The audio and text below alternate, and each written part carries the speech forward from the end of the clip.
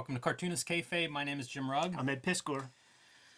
Man, Ed, today diving into the slasher characters in comics history. Speaking of slashers, what have you been up to? I think it's the time where my comic is most at home, actually. Yeah, dude. add it to that.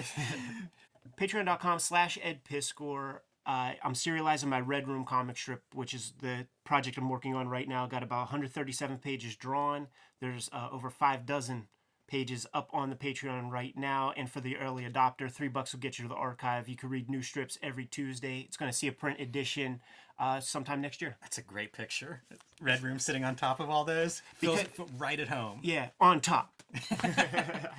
My latest, Octobriana 1976, world's first blacklight comic, is in stores everywhere.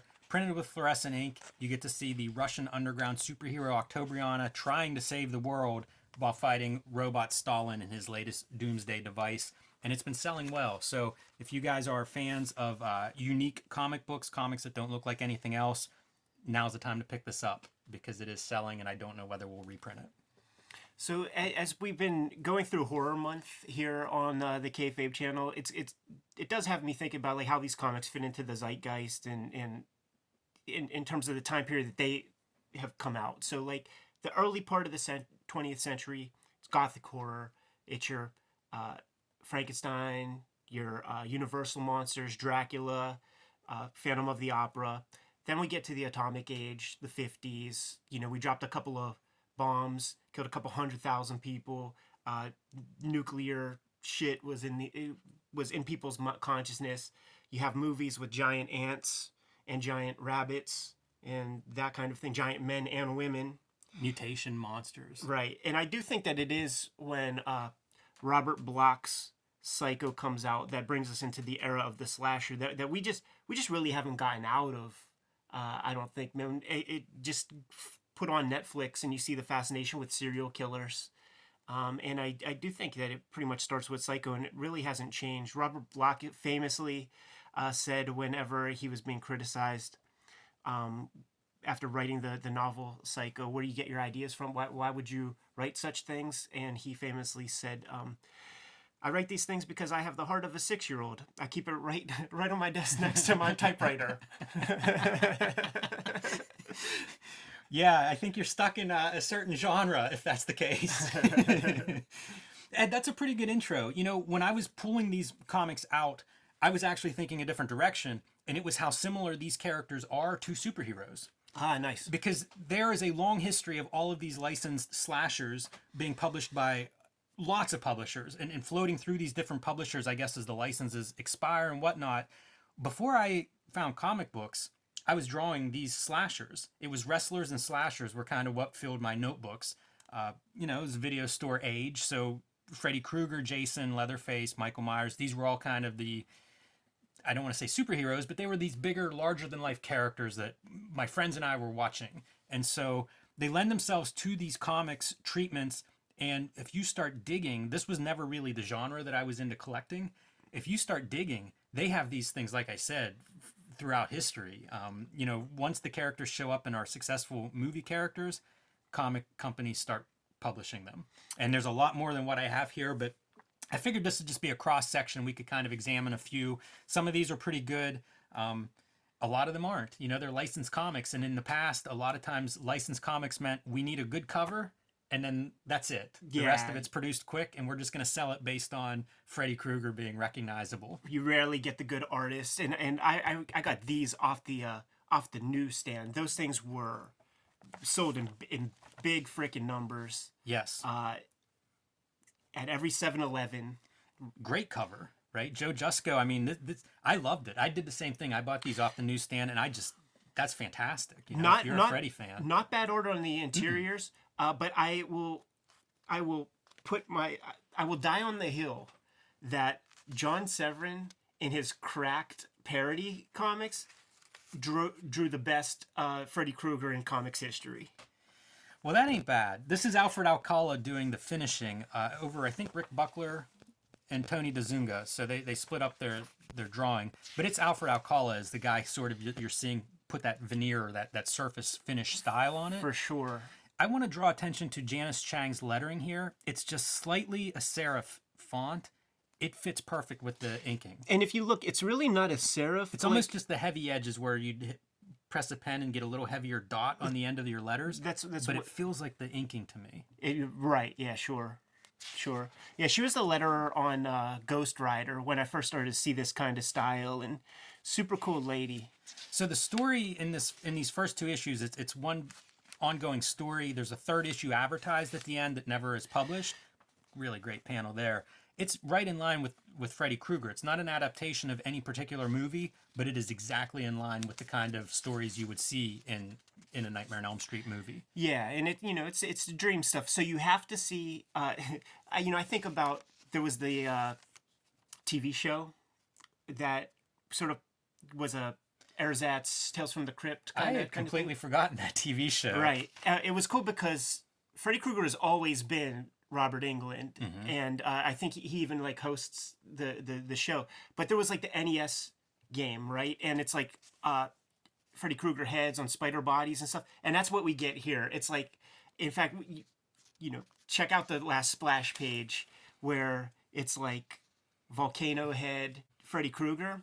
In one of these, there's a Sam Keith. Is it in issue 2? It is, yeah. We'll pull that out real soon, but this is the origin of Freddy. This is his mother whenever she gets trapped in the asylum with the inmates for 3 days, like over Christmas, and it's not a good 3 days, as seen here. The first moments in there just being beaten and raped, and that's what Freddy Krueger comes out of. So a super horrific, dark origin story, and that's something you get in this comic. I think in the movies they talk about it, but you don't see it. I don't know if it's filmed. They film it. So pretty straightforward, and as you said, Ed, pretty good looking. We looked at Daddy Cool a couple episodes ago. Alfred Alcala art on that one in a black and white oversized format. Very reminiscent of this. Yeah, there goes Janice Chang doing like her proper serif font. Yeah. Rotten Hell. Almost a Tim Vigil kind of style there a little bit. Yeah, that's the thing, man. Like Splatterpunk was, look at that, dude. Was in the era in those 1980s whenever these things were. Imagine if they would have tasked some outlaw cartoonist to do this book. And that's the thing. It's just a lot of this is when you see a Marvel logo on a Freddy Krueger like you just know it can't be that good. Very true. Kayfabe. Freddy Krueger wrestling, pulling a Mean Gene. Dude, see, like a Jack Davis, like this would have been Entrails. Oh yeah, of course, should have been. Look at that thing. That's a good page. Mobius ad in the back. So these are late '80s is when this comes out, and this is just more more of the same. Tony DeZunga doing the layouts is credited with, and then Alcala doing the finishes. So yeah, Rich Buckler was wanted at the Solson offices this issue.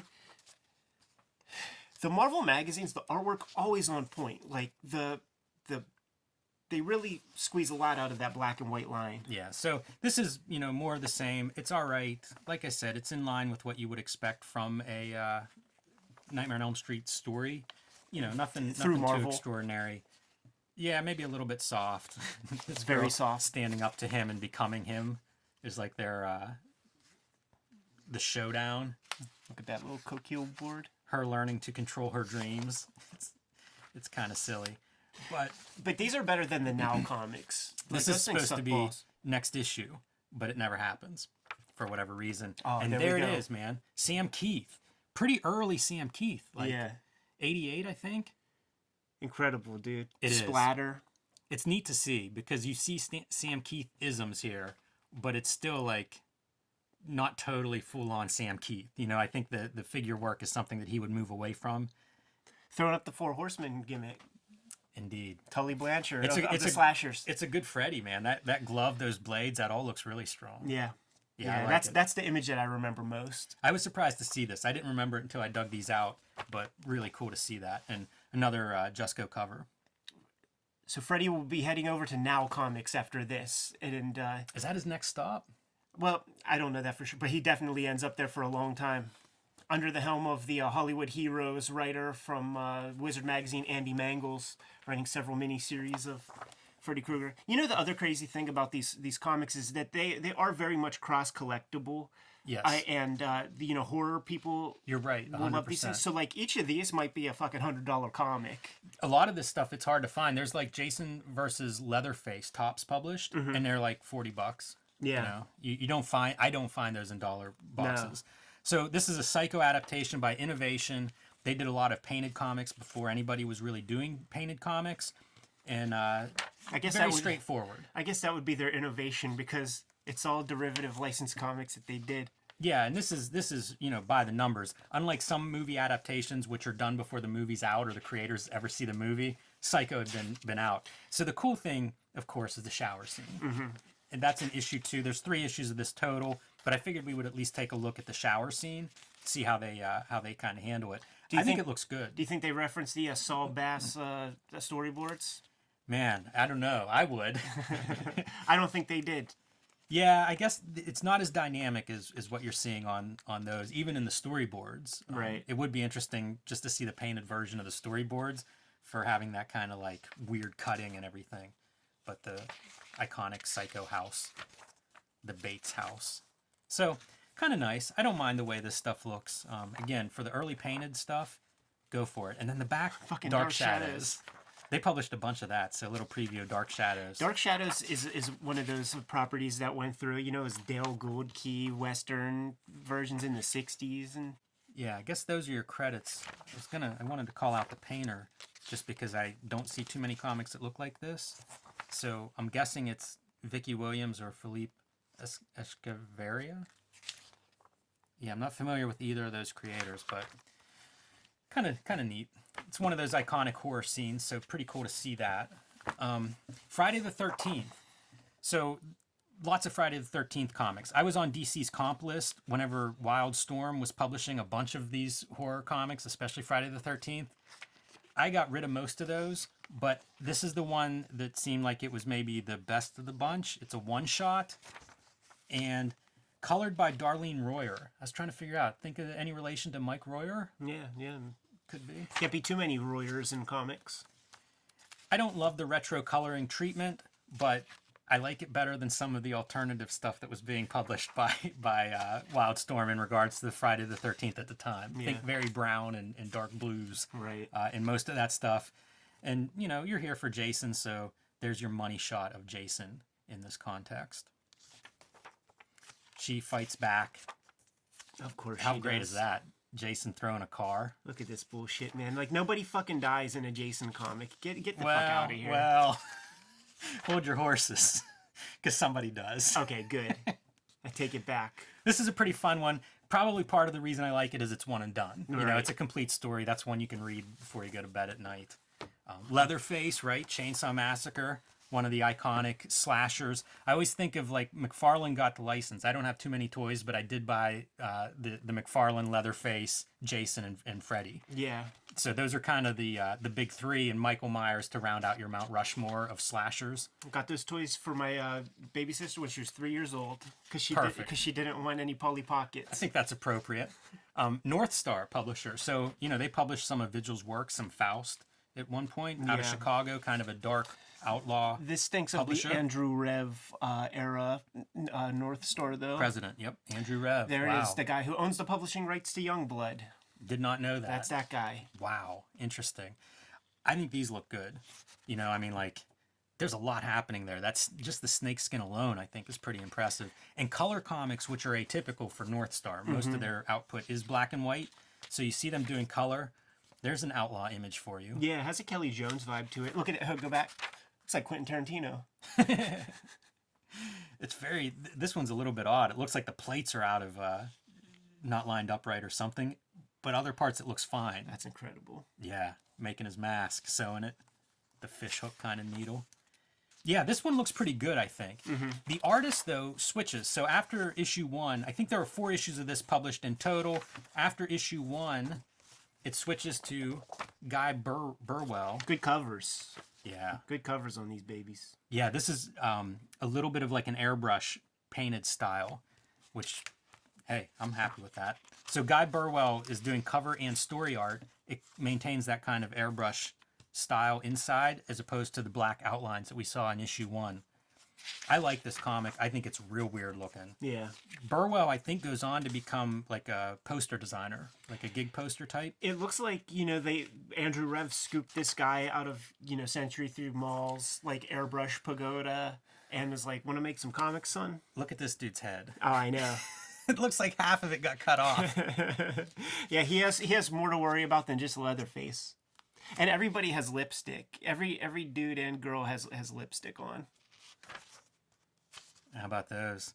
This is what you do if you have like your Leatherface comic. You want to sell those ads. Right. So here are your Leatherface masks. Masks and props, an eyeball. What's that eyeball cost? Only $3.95 for that eyeball. So this is pretty fun. There's another, there's lots of the Texas Chainsaw Massacre stuff too. I mentioned Leatherface versus Jason. Topps did that in the mid 90s. I believe Wildstorm also had a Texas Chainsaw Massacre license about the time of their Friday the 13th.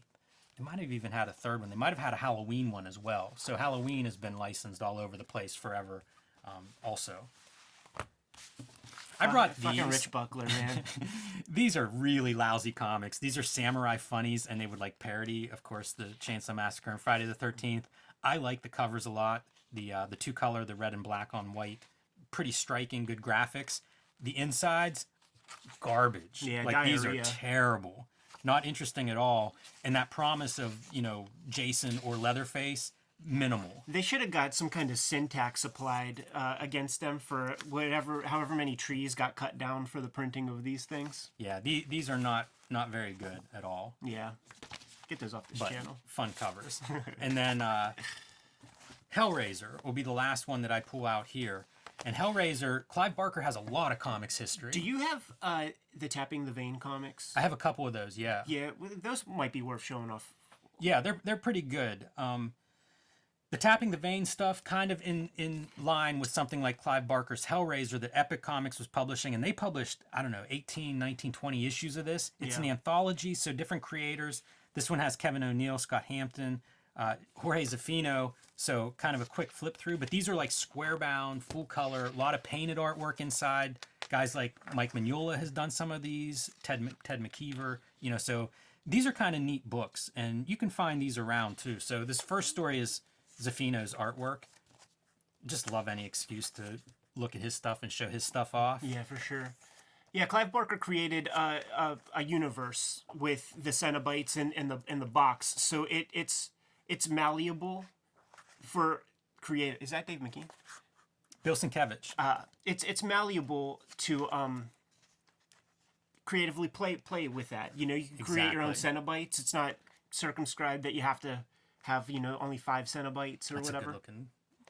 Whatever this creature is, probably coming out of the Cenobites. Oh, that's a Cenobite lineage. Yeah, for sure. Yeah, these are actually pretty fun, and depending on there's a Mike Mignola piece, pretty twisted. That's a good looking Cenobite. You know what's depiction crazy? That's the story that he ends up doing is very much Hellboy Mike Mignola, and that's not so much. Yeah, I do like that. Wonder if he painted that one himself. This is Kevin O'Neill doing some stuff. Of course, it's a baby with its eye ripped out. Right. Jeez. With its eye being plucked out. So that gives you kind of a taste of this. But Yeah, 20 issues of this are out there. So We'll do a more proper video with that because there are a lot of good creatives that come through the Hellraiser. yeah, there's some good comics in this, as opposed to Pinhead. Okay, so splatterpunk, gothic, leather and lace, and chains and metal, punk rock, right? All this stuff, yeah. So that's what I'm expecting when I open this. A nice Kelly Jones cover. Oh boy. But it is the post Jim Lee era, and we got to try to make our shit look like that. And look at this, dude. They at least have the vagina neck. Yeah. Whenever you would see that on trailers and stuff, like that shit is like they put Vaseline on a lens or something. Like you don't get to see that. And why doesn't this work? The ingredients are here. It's cool too Cenobites, it's too the slick. guys all being, pulled apart with chains and tortured. Like, this should be good. Like, the ingredients are here, right? Yeah, it's too slick. Like it's plastic looking. You need this to be organic. You need this to feel human.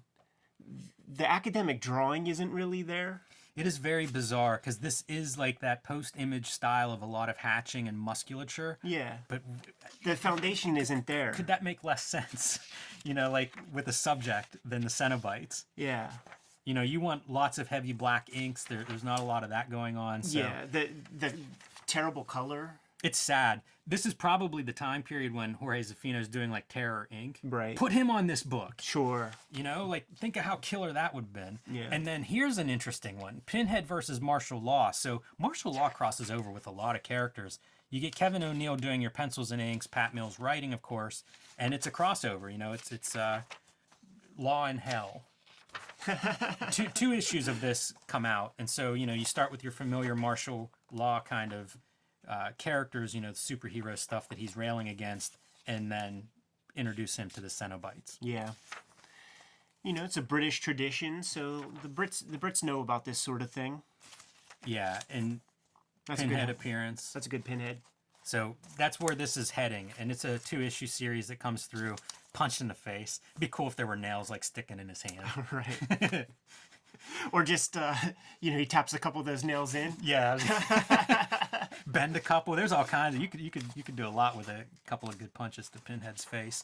So this is a little bit more in line. I feel like Kevin O'Neill's an artist who is well suited to do Pinhead and to visit Hell, and you can see it setting up for the payoff here. Yeah. Hell to pay.